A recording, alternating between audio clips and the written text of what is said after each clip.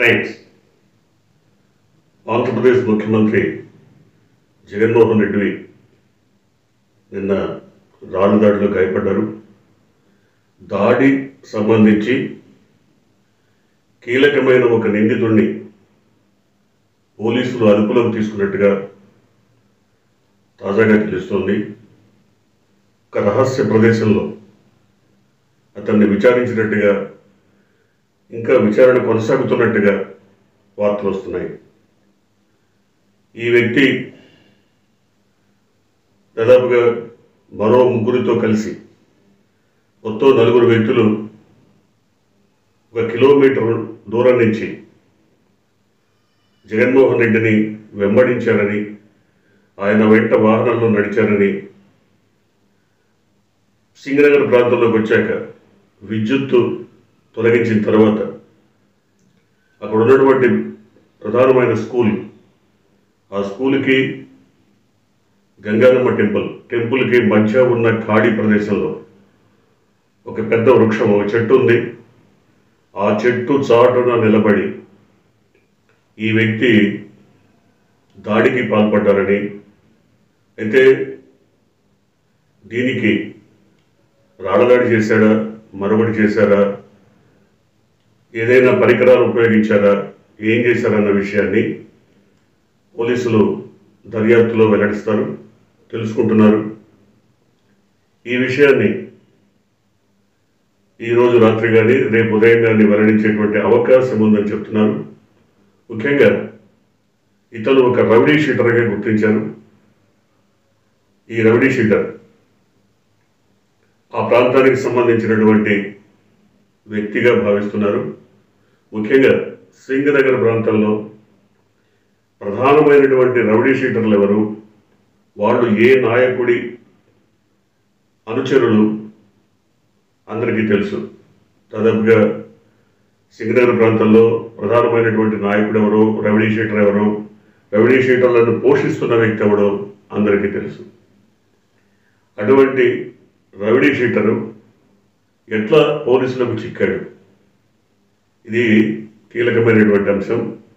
పోలీసులు అత్యంత సాంకేతిక పరిజ్ఞానాన్ని, అత్యంత విలువైనటువంటి సాంకేతిక పరిజ్ఞానాన్ని, తాజా సాంకేతిక పరిజ్ఞానాన్ని వినియోగించి అక్కడి సెల్ టవర్ నుంచి ఎన్ని కాల్స్ ఎవరెవరికి వెళ్ళాయి, ఆ సమయంలో ఏం మాట్లాడారు, ఎవరెవరు సెల్ నుంచి ఏ రకమైనటువంటి సంకేతాలు వెళ్ళాయి, వీటన్నిటినీ జల్లెడబట్టారు.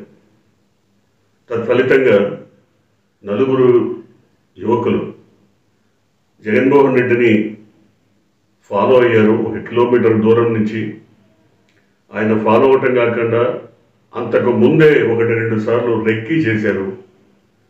ఆ తర్వాత ఈ 4 ఒక వ్యక్తి, ఒక యువకుడు ఆ గుడికి విద్యాలయానికి మధ్య ఉన్నటువంటి ఖాళీ స్థలంలో ఒక పెద్ద వృక్షం ఉంది, ఆ చెట్టు పక్క నుంచి ఈ ఘాతుకానికి పాల్పడ్డాడు. అయితే ఇతని వెనక ఎవరున్నారు, ఇతనే మోటివేట్ అయ్యి ఈ పని చేశాడా, ఇతని వెనక ఉన్నటువంటి రాజకీయ శక్తులేంటి, వ్యక్తులు ఎవరు, ఇవన్నీ కూడా ఎంక్వైరీలో తెలుసుకుంటున్నారు. ఇవన్నీ వెల్లడయ్యేటువంటి అవకాశం ఉంది. కేంద్ర ఎన్నికల సంఘం కూడా జగన్మోహన్ రెడ్డి పైన జరిగిన దాడిని తీవ్రంగా పరిగణించి 24 గంటల్లోగా నివేదిక ఇవ్వాలని పోలీస్ శాఖను ఆదేశించిన మీదట ఒక డీసీపీ నేతృత్వంలో ఒక టీం ఏర్పడి, ఒక ఏసీపీ, సిఐ, 2 ఎస్ఐలు, మరికొంతమంది కానిస్టేబుల్, వీళ్ళందరూ ఒక టీంగా దాదాపుగా నిరంతరం రాత్రి తెల్లవారులు వర్క్ చేశారు, ఈరోజు కూడా వర్క్ చేశారు. మొత్తం మీద అత్యాధునిక సాంకేతిక పరిజ్ఞానాన్ని వినియోగించి మొత్తం మీద నిందితుల్ని కనుక్కోగలిగారన్నది ప్రాథమికంగా అందుతున్నటువంటి వార్త. నిందితుల్లో ఒకరు ఈ ఘాతుకానికి పాల్పడ్డారు. అతని ద్వారా తెర వెనుక ఉన్నటువంటి వాళ్ళు ఎవరో కనుక్కోవడానికి పోలీసులు ప్రయత్నం చేస్తున్నారు.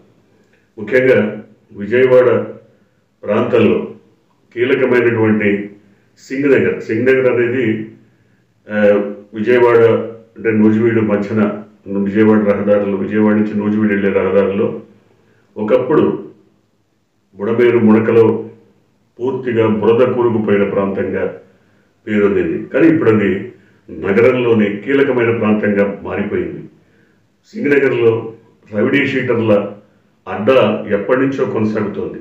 దానికి నాయకుడు ఎవరు, ఆ నాయకుడు ఇప్పుడు ఏ పార్టీలో ఉన్నారు, ఏ పార్టీ తరఫున పోటీ చేస్తున్నారు, ఇలాంటి విషయాలన్నింటినీ కూడా పోలీసులు వెల్లడించేటువంటి అవకాశం ఉంది.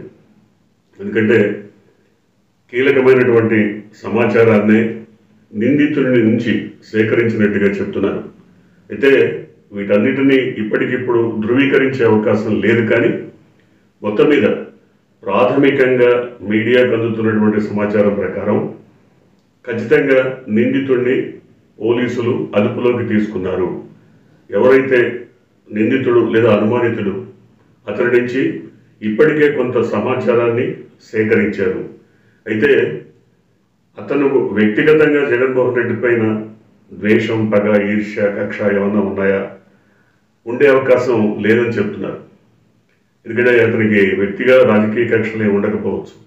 కానీ అతని వెనక ఏ రాజకీయ వర్గం ఉంది, ఏ రాజకీయ నాయకులు ఉన్నారు, ఏ రాజకీయ పార్టీ ఈ మొత్తం కుట్రకు ప్లాన్ చేసింది, ఇవన్నీ కూడా తెలుసుకోబోతున్నారు.